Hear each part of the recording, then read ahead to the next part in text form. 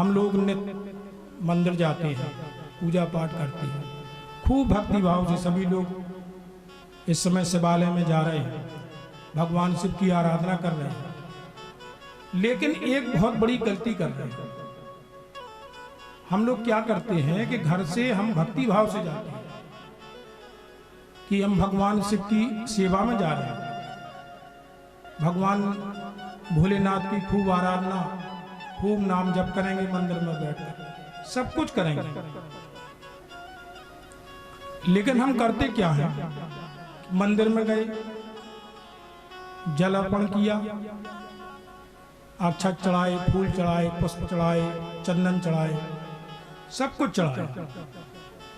अब जब नैवेद्य लगाने की बारी आती है तो हम लोग क्या करते हैं? मंदिर, जितनी भी मंदिर की मूर्तियां हैं, उन सब मूर्तियों को हम जब नैवेद्य लगाते हैं तो जो पेड़ा, बर्फी, जो भी प्रसाद होता है, उन मूर्तियों के हम मुख में चिपका देते हैं। ये गलत है। देखो, भगवान आपके भाव के भूखे हैं, ना कि आपके पेड़ा के, ना कि बर्फी के। तो अब आप एक विचार करो अपने मन से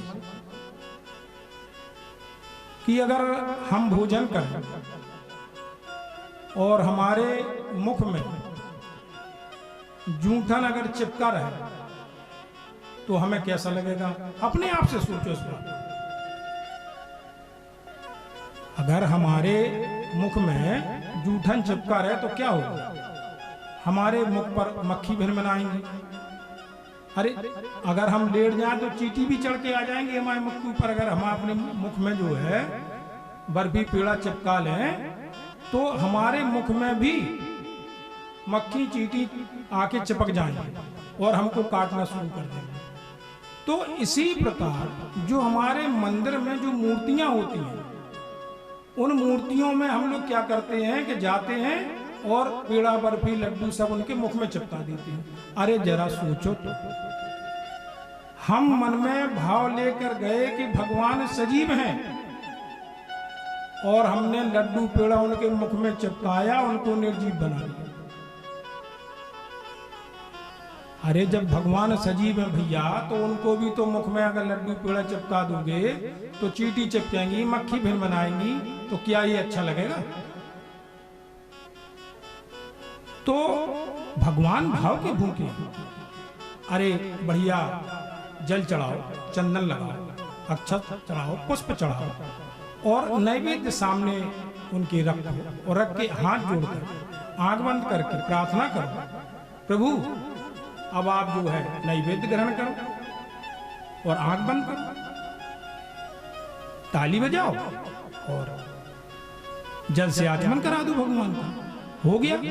तो भगवान जो है भाव के ही भूखे हैं, भगवान आपके पेड़ा, लड्डू के भूखे नहीं है। तो ये मंदिर जाते समय इस बात का ध्यान रखना कि हमको पेड़ा, लड्डू उनके मुख में नहीं चिपकाना, उनके सामने रखना है,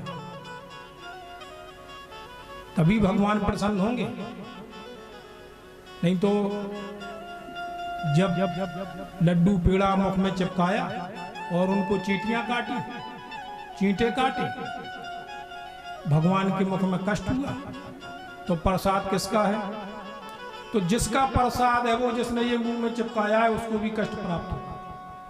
ये बात बिल्कुल कान खोल के सभी लोग सुन लें।